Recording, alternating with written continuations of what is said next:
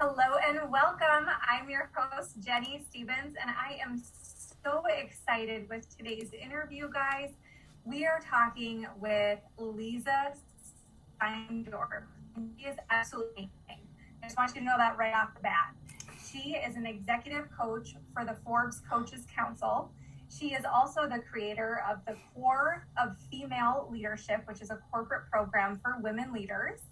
And she's also the creator of the Woman Undaunted Masterclass, which is for individual women such as ourselves. So I am just thrilled to have her with us, and I'm going to have her tell you just a little bit more about herself, because she's absolutely, other than being an absolute delight, she is just fantastic. And I'm excited for our conversation today. Welcome, Lisa. Oh, thank you, Jenny. That's a very, very warm welcome. I'm humbled. Thank you. Well, tell us a little bit about your journey. Kind of where did you start? Because I know that's really important, because not everybody just wakes up and creates these amazing programs that touch the lives of so many women, both, like I said, in the corporate setting and individually. So let us know kind of where you started and how you got to where you are today. Okay, I'm glad to do that. And it's kind of humorous as you ask that question. What goes through my mind is that my father had 23 cousins, and 22 were female. And in his mind, the single male cousin was the most important. And so he always wanted sons, and he had 3 daughters. So he was surrounded by women, and he didn't understand the value of women. Good man, was challenged as a father, came back from Vietnam. At the time, they didn't know the word for PTSD, but he was severely traumatized. And so he brought back really his terror and his trauma and his rage from the war into our home. And so I grew up in an emotionally and physically violent home with people who were really doing their best. So there was a very odd combination: high values, high dysfunction. And the message that I heard consistently is, you don't know what you're talking about, and you're only a girl, and you'll understand when you grow up.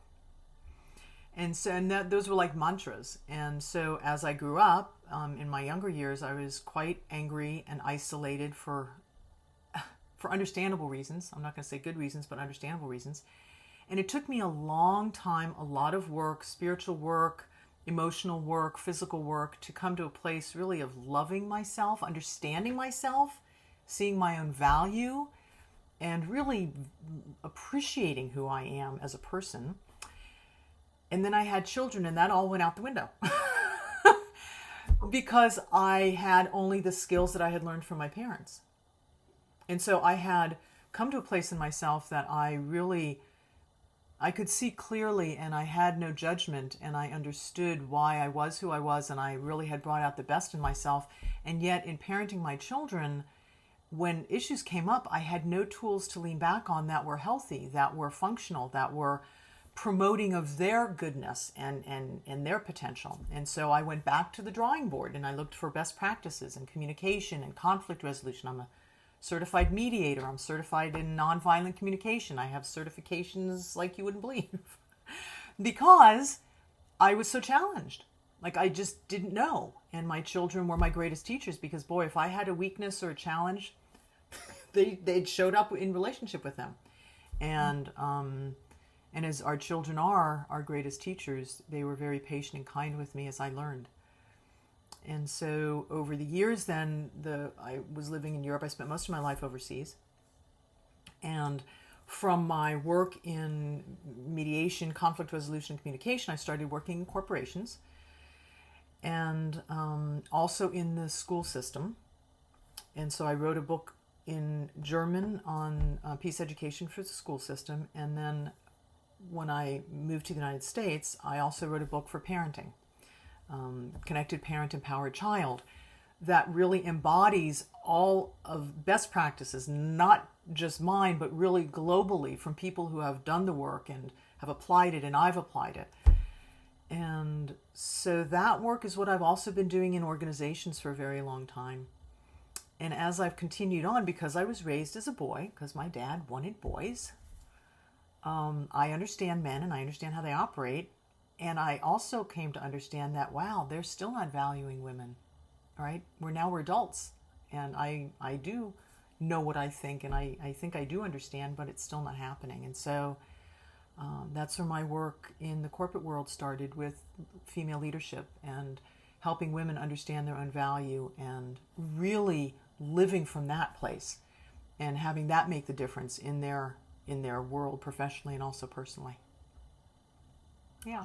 And that's just a powerful story, because I want everyone to understand that you don't just wake up and roll into the work that you're doing today. There's a journey that you go on, and yes. I love that you brought up that you don't start off being a parent as a perfect parent, right? I know I kind of went on a very similar journey raising my boys, because it's like, oh, well, there were things I loved about my childhood, and there were things where I'm like, oh, that maybe there's some room for improvement. Mm-hmm. So I would love to hear kind of like one of your biggest takeaways from all the learning that you did on parenting.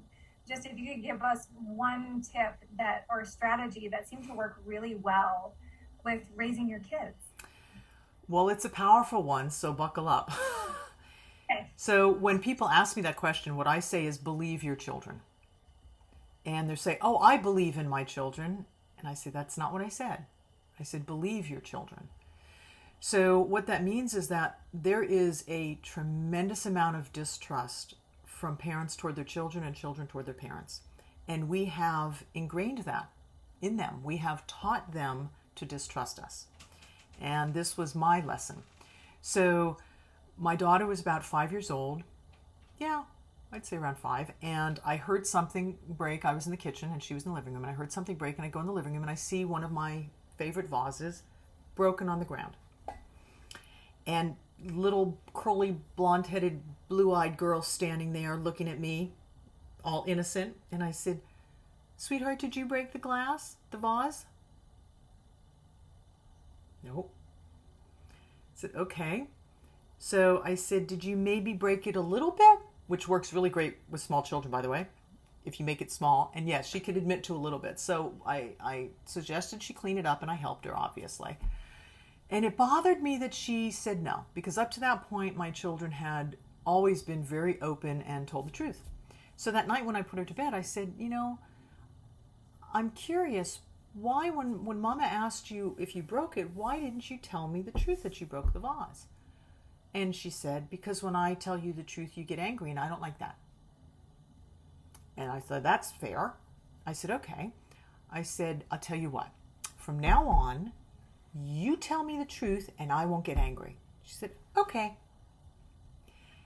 And her job was easy. But that's where my job started, because I had never known, what do you do then, right? We so naturally use anger and intimidation as forms to coerce, to discipline, to get what we want, to justify ourselves. And look in our culture. Look at any politician, teacher, preacher, you name it, actor. It's all about when they get angry, well, then it's serious because now they're angry, right? And so that has some sort of a message of power and, intent. And so what I had to do was figure out, so what do I do now if things happen that are not aligned with our value system in the home, or that the child shouldn't have been doing according to our agreements, and that happens, now what do I do? How do I deal with that? So I really had to figure out, what are consequences? And consequences are things that help people learn to do better. Punishment is punitive. It inflicts harm, and it basically just has the behavior go underground. But by figuring out what the consequences are, so for example, if somebody comes late to dinner, the idea is not to not get them dinner, but you can clean up tonight, and tomorrow you're making dinner for the family.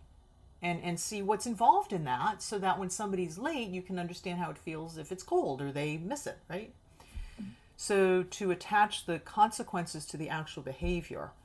And the interesting thing now is, and when I say buckle up, you need to be careful, because not only do you need to figure out how to really be present without the anger, but also you hear a lot of things you maybe didn't want to hear. So, my kids tell me everything. It's like, okay. So I've learned a lot about tolerance and I've learned a lot about being a young person in this day and age. Yeah, that's what I would share. Oh, well, thank you for that. And I know that's going to be tremendously helpful for many parents because I know, sometimes we struggle as we as we're raising kids because we've got all these different things that are vying for our attention. Yeah. And it's like, oh, but that is a powerful piece of advice is just believe your children. Yes. And I love that. Yeah. And it goes both ways. When they're firstborn. Right? Yes, exactly. And it goes both ways because then also when I say something, my children know that I mean it. Like there's no need for threats. Right? Because I have follow through. And because of the way that they understand consequences, there's not rebellion. Like, I hate to say this, but it's the truth, is that we never went through the teenage rebellion phase. We had disagreements. They definitely pushed limits. But there was nothing to rebel against because that framework never really changed. Oh, and it's powerful framework. Yes. I mean, you think about it, like even if you install it now, like I have two boys that are 12 and 16. I could start integrating this into it. Now, obviously, they're not going to be like a small child that's going to go, okay, they're going to be like, I'm probably going to have a little resistance. Sure. But it's still possible. It's a possibility. Absolutely. I've had grandparents do my trainings, and they not only alter the relationship with their grandchildren, but with their own children who are now obviously adults and parents themselves. Oh, I love that. Well, thank you so much for that advice. I was just so curious because I'm like, oh, I wonder what one of those secrets is. So thank you for sharing that. Of course. I know that's going to help all the moms out there because I know it's helping me. So we know at least one person's going to make some changes. And I would love to hear how everybody else is going to implement that as well. Now, one thing we had kind of discussed about our talk today was just we were going to kind of look at choose your own mirror, how to see the reflection you love. Now, I would love for you to kind of expand on that. What is that all encompass? And we'll kind of go through what that means. Mm-hmm.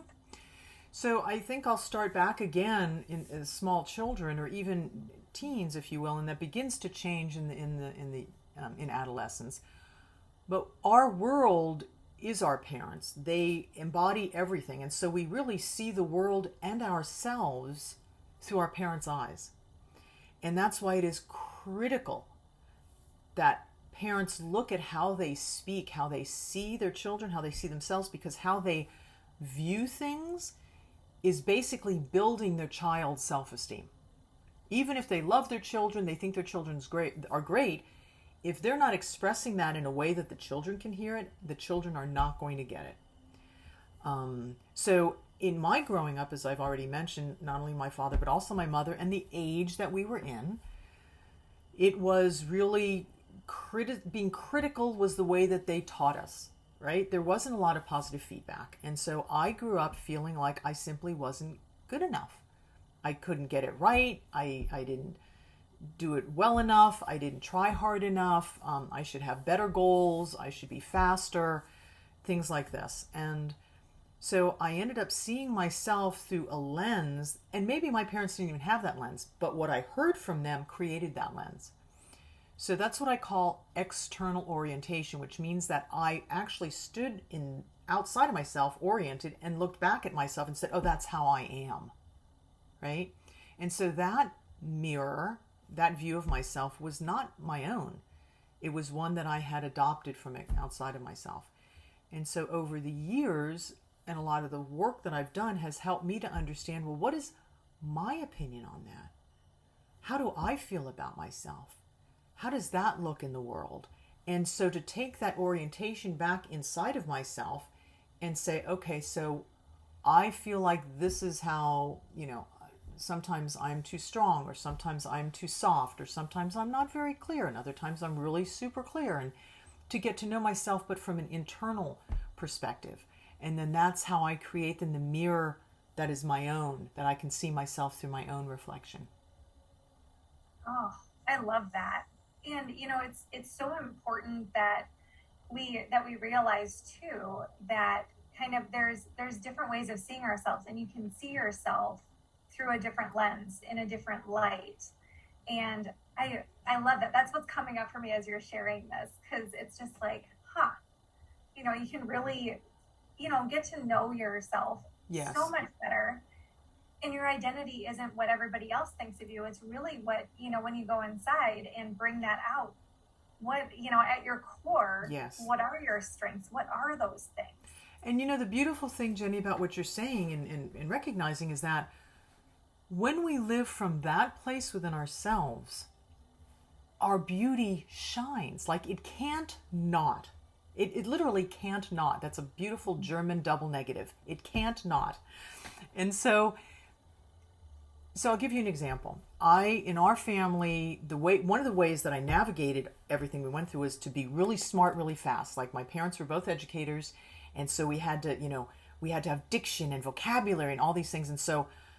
And I really didn't care. I was so nature oriented, but I had to pull it together and become this, you know, academic person, which I really didn't feel was my nature. Anyway, I got good at it. However, it never really felt like home to me. And so when I started recognizing that, what I would often hear from people is, you're too intense. And I started understanding that intensity was felt more negatively from people outside of myself when I wasn't resting in that place of myself that really loves nature or feels connected to the earth. And so I was in a training, actually one of the trainings that I did as a coach, and I did what do you call it, continuing education, and had an excellent session with a client. Had somebody who was supervising me, and the woman who was supervising me said, "You are arrogant." And I looked at her and said, "Really?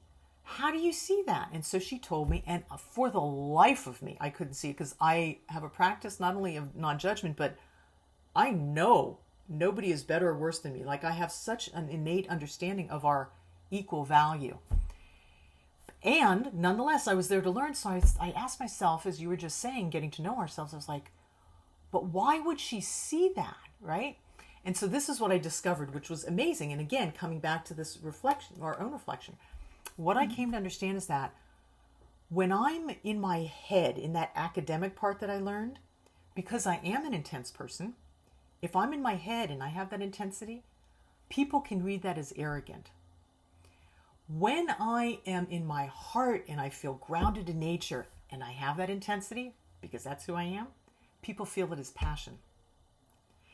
And that was so powerful for me. It's like, wow. So I don't have to change my intensity. I just need to be me, which is really very heart-based and earth-based.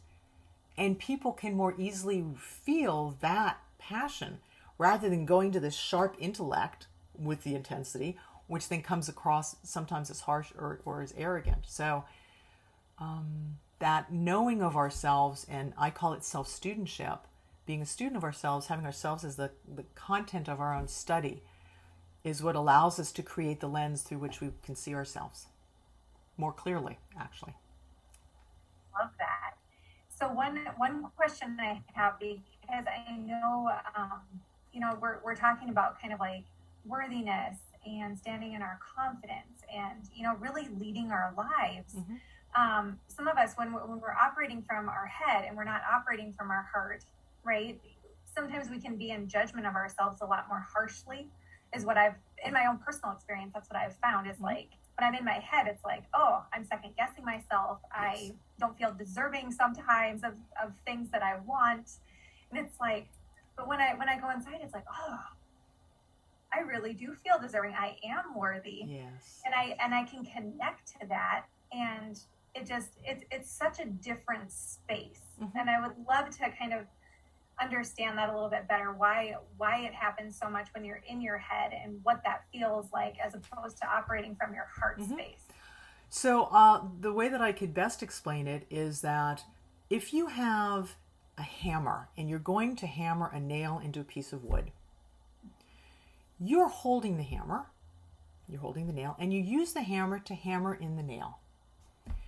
You are not thinking from the head of the hammer of, ooh, this is going to hurt. Ooh, do I go to the left? Ooh, do I go to the right? She's holding the hammer too tightly. We're not in the hammer. we're in ourselves. The intellect is the hammer. It's a tool. It's nothing more than a tool. So when people talk about the ego, you're never going to get rid of the ego. The ego is your mortal mind. It's your thinking mind. So if you understand that you are the person using the hammer, and you can use it any way you want to and any time you want to, and you can put it down. You can use it often. You don't have to use it at all. You can carry it around. It's the same thing with your intellect, with your thoughts. It's a tool that you engage when you want to, but your orientation needs to be within yourself. So where a lot of people trip up and have not only self-judgment, but really suffer and struggle with themselves, is they have identified themselves as being the hammer. They have identified themselves as being the intellect, where it's merely a tool. It's a phenomenal tool, but it's just a tool. And we get to choose how to use it. It's a beautiful tool.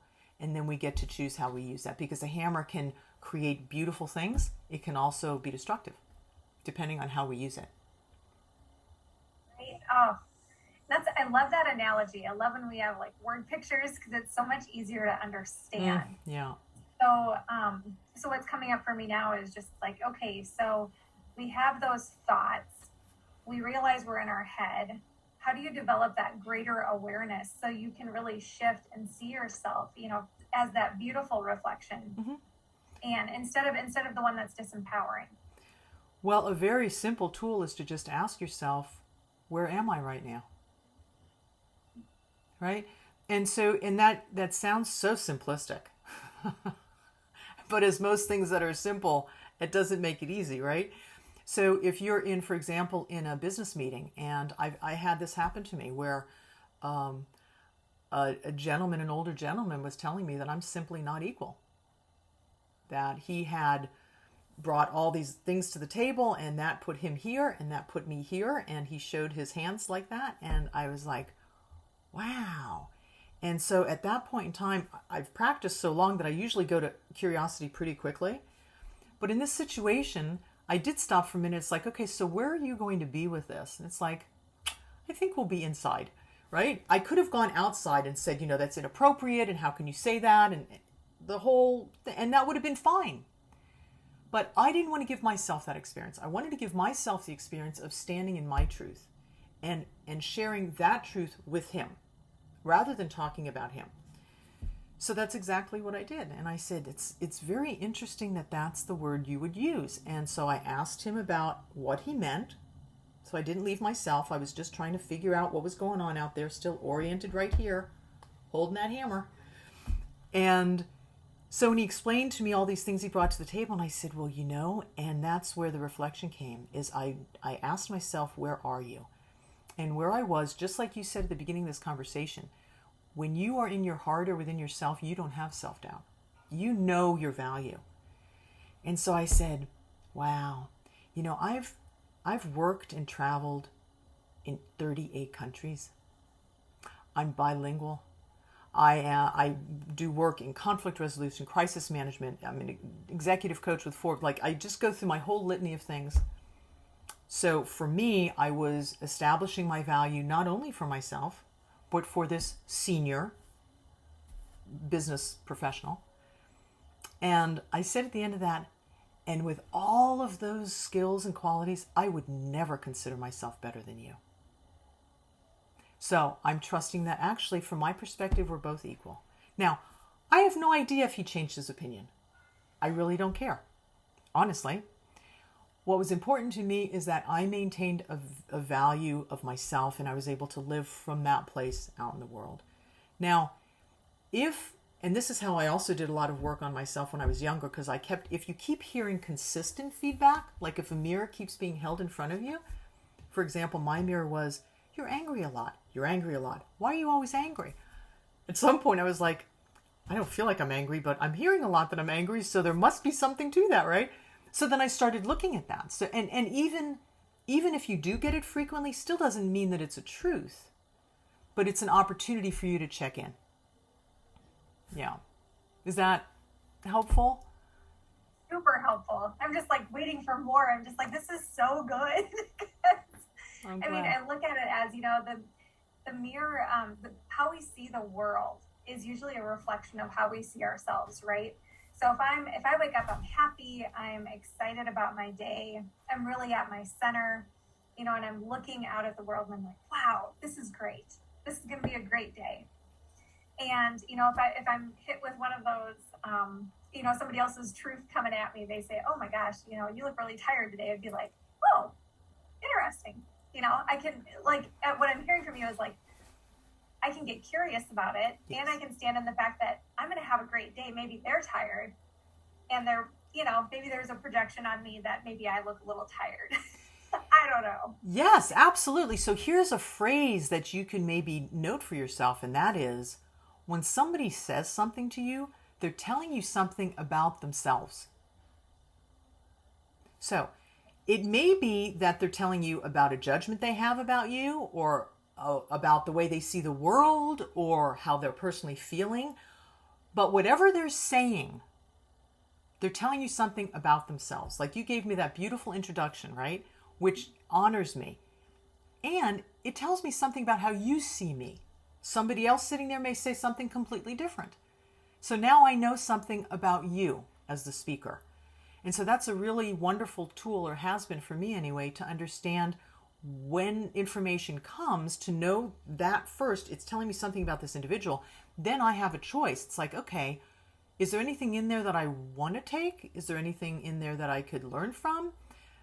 Does that feel really super good and I'm just going to, roll around in it for a while? Or does that feel prickly and you know what? I'm just going to leave that over there and be okay over here.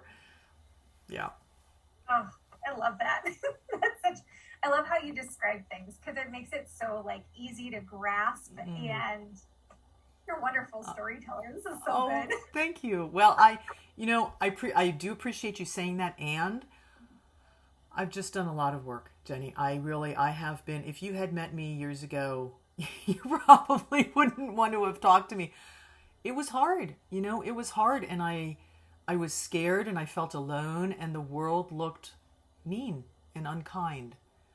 And so it took a lot of work for me to understand that when people do act that way, it's not against me and it's not a statement about me. It's telling me something about their world. And I still get to take care of myself. They don't get to treat me poorly. And understanding that, though, has helped me maintain, or even build and then maintain, my own value of myself. Oh, that's so awesome. And honestly, that's why I love hearing about about the journey, because we all started in a place, right?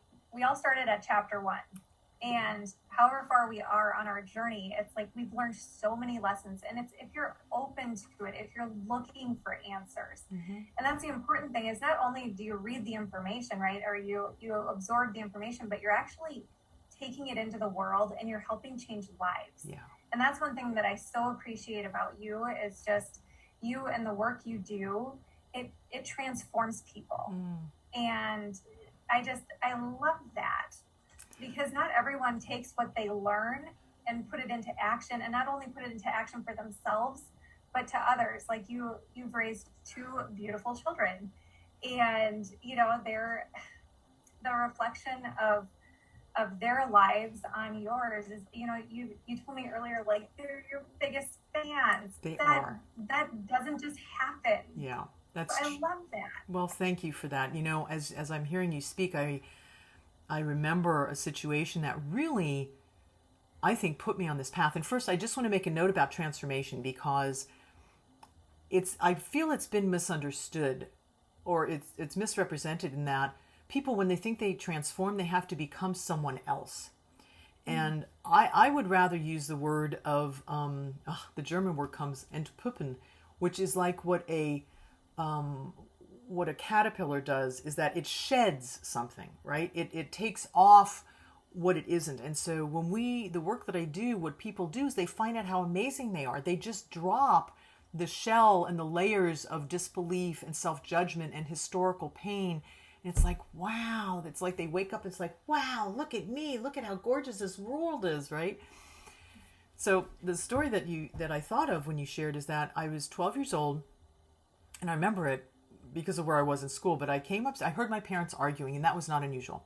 And I came upstairs, and all these accusations and names were flying at each other, and there was all this intensity. And I remember thinking, that's not what's going on. It was kind of like, you know, on the computer screen when you have a number of screens open, and you see one going, but then this music on another one, and they don't match, right? That's how I felt. It's like they were saying all these words, but there was something very different going on underneath. And I remember thinking on those stairs, I'll never forget it, there has to be a way to talk about this level. And if they would talk about that, the rest wouldn't be happening.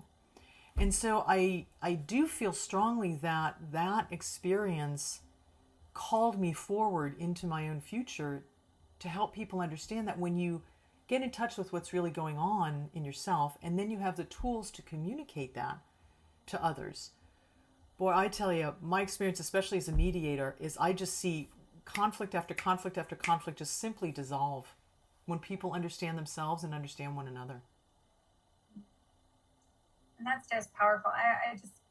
We're going to take a moment to let that land, because that is huge. Yeah.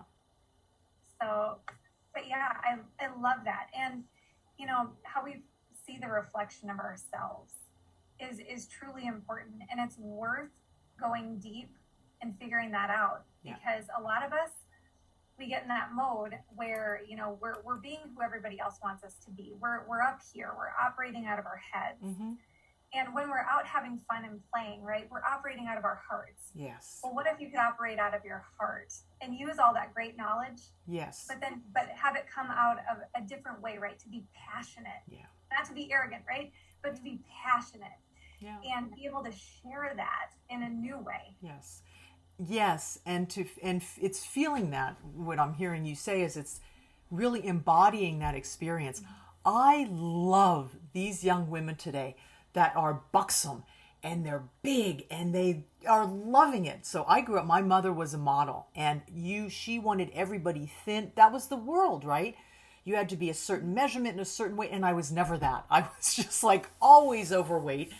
And so I always felt like there was something wrong in how I looked. And I see these women, and it's like, yes, to just see yourself and say yes to yourself. There's such beauty and power in that. And my true experience, Jenny, is, and my belief as a result of it, is that humans are good. They are good. They are good. They are good. And they do things that are horrible and hurtful to the extent to which they have forgotten their goodness. And the farther away they get from that memory, the easier it is for them to do stuff, because the pain and the hurt become bigger and the memory becomes more faded. And so my joy is to help people remember their goodness, remember their value, so that that mirror becomes clear and bright, and that's what they wake up to every day. And then they're different in the world, with themselves and with other people. What's like one thing that really kind of helps them, turn the brightness back up in their lives? Is the understanding that there was never anything wrong with them. Mm-hmm. Like, if you just think about that for a minute, there's nothing wrong with you. Nothing. You know, Oprah recently, I was surprised that it was that recent for her, and nonetheless, she came to the understanding of not what's wrong with you, it's what happened to you. And so people who, and I've worked in prisons, I've worked with people who have, you know, been violent with their children, have been unfaithful to their wives, have raped, have even murdered people. And without an exception, when they come to understand that there's nothing wrong with them, but that their behavior that was injurious, in certain circumstances fatal, came from a belief that they were not okay. They were not loved, they were not lovable, whatever it was. That does not justify the behavior, but it explains it. And when people understand themselves, that's when they have the power to make different choices. So that kind of self-studentship and understanding of ourselves, and clearing that mirror so we can see ourselves better, that there is everything right with me and there's nothing wrong with me. from that place, then I can improve and make changes and do other things. I love that. And it really does help you, as you're doing the work, because it is work. It's daily work, moment by moment. Mm-hmm. So one thing that just came up for me was just like, if you're experiencing a moment where you're just like, I shouldn't have done that, instead of, going into self beat up, just say, okay, that happened, new moment.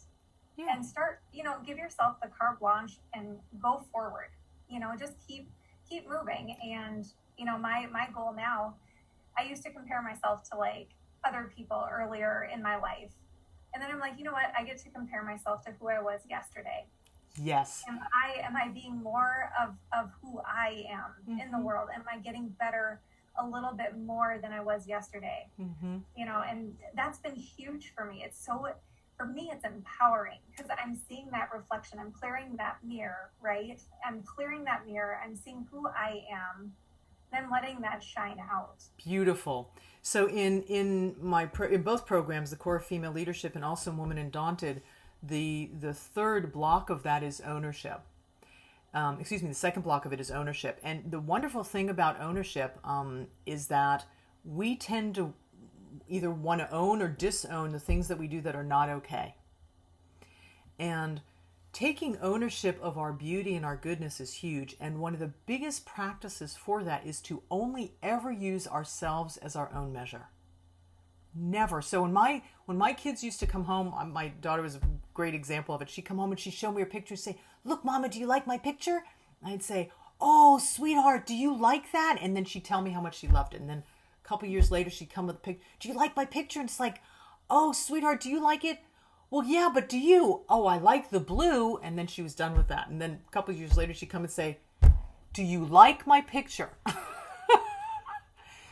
And then I would say, "You know what? It's not my style, but I so love the way you did this line and this line and this line." And what my purpose was in that was to have them evaluate their own picture. What did they think of it? And that's how both of my kids operate in the world. And at some point you do want to have input, and that's fine, but not to base your evaluation of yourself on that input. So I love the way that you share that. Absolutely, to use yourself as your own measure. It's beautiful. And that is a big part of esteeming ourselves and creating that mirror that we can see ourselves as beautiful. Yeah. Well, and just think, like, what just opened up for me was just like how much brighter and more loving the world would be if we would all see ourselves as the beautiful masterpiece that we all are. And if we embrace that and shared it with the world instead of, because many times it's like, oh, we want to judge it and be like, oh, I shouldn't do my Facebook Live tonight. Oh, I shouldn't do this. It's like, I don't have all my makeup on, or I'm not wearing the right shirt or whatever. And it's like, you know what? When you're sharing from here, that's what everyone sees. Right. That's what everyone sees. And it does something to you that just like, you're glowing, right? Because there's so much light and love coming out of you. It's like, like, absolutely. And what I've experienced, and I love the naysayers. In German, I call them Stinkstiefel, which means stinky boot. But the naysayers are really important because what they'll come and they'll say, well, we just can't all love each other. We can't just love ourselves. Like nothing's going to happen. And people are making mistakes and then it's just a free-for-all. But here's the thing. When I love myself, when I recognize my value, and let's say I'm having a stressful day and I bark at somebody or I don't follow through, I'm much more able to say, you know what, that was so off base. That was just off base. And to say to you, Jenny, I am sorry. Like I barked at you. It wasn't about you, right? So when I'm judging myself, when I'm not loving myself, that's when people are like, well, who are you anyway to be calling me on that, Jenny? You did XYZ the other day, right? Because we're now having to defend something because we're so afraid that, oh my gosh, behind there's something not good enough. So that understanding of our beauty and loving ourselves really is the most empowering thing to take responsibility for our mistakes and to clean up our messes and to do better in the world. Oh, I love that. And geez Louise, like, okay, seriously, anybody, if you're watching this, you're going to want to go back and take lots of notes if you haven't already been doing so, because there have been so many amazing tips and strategies and analogies. Oh, I love the pictures that I've got in my mind. That's going to help me apply these strategies to my own life, and to also help teach my kids, which is very important to me. Mm-hmm. So, Leeza, I know we're getting close on time, and I so appreciate you being with us today and just sharing your heart, sharing just tremendous value about how you are able to just transform. And I get that we're not going to transform overnight, right? It's a process. It's transforming as we go day to day to day to day. Yeah. So I just so appreciate your view on everything, how you do life, how you have just like created such amazing, transformation in people, like started that transformation process so they can continue transforming. It's absolutely beautiful. Well, thank you. I've not done it alone, and a lot of spiritual practice, and the ancestors have been with me, and beautiful people around me, and so it's been a collective experience. Oh, I love that, and it's powerful, and that's a great point, because when you think about it, it's like really it's a team, right? It's absolutely, and it doesn't matter if your team is like people that are right next to you, or our spirituality. We've got a tremendous team, and you can build a tremendous team. Well, and let me just share a short piece at the end of that. Because of the work that I did, and also the values that I was brought up with, I was insistent that the beauty and the goodness was inside of my father. And so over the years, I was like stubborn as a mule. It was like, we are going to have a relationship. And it ended up really being toward the end of his life, because I saw him that way, that he really ended up seeing himself that way, and he forgave himself. And toward the end of his life, he's been the closest person to me other than my partner and my children. Just such beauty and goodness there. And I do believe that when we hold that mirror in front of ourselves and we see that goodness, we reflect that back to other people so they can see that in themselves as well. It really does work that way. So it's a collective. It's a collective experience. Oh, I love that. That's absolutely, and it's so powerful.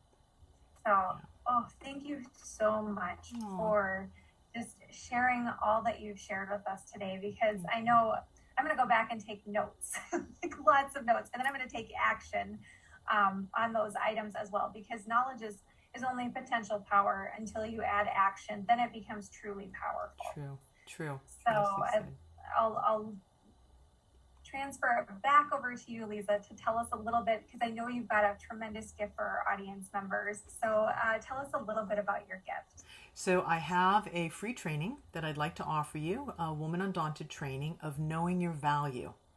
And there are some exercises in there, and I would like to offer that to you all and support you on your journey.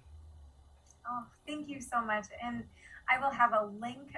You'll have a link to get to this free gift. It's absolutely tremendous. Thank you so much, Leeza, again, for being with us today. This has been a remarkable conversation. I've learned so much in this short amount of time. So thank you so much. And thank you, Jenny. We'll see everybody on the next one. So thanks for joining us today, everyone.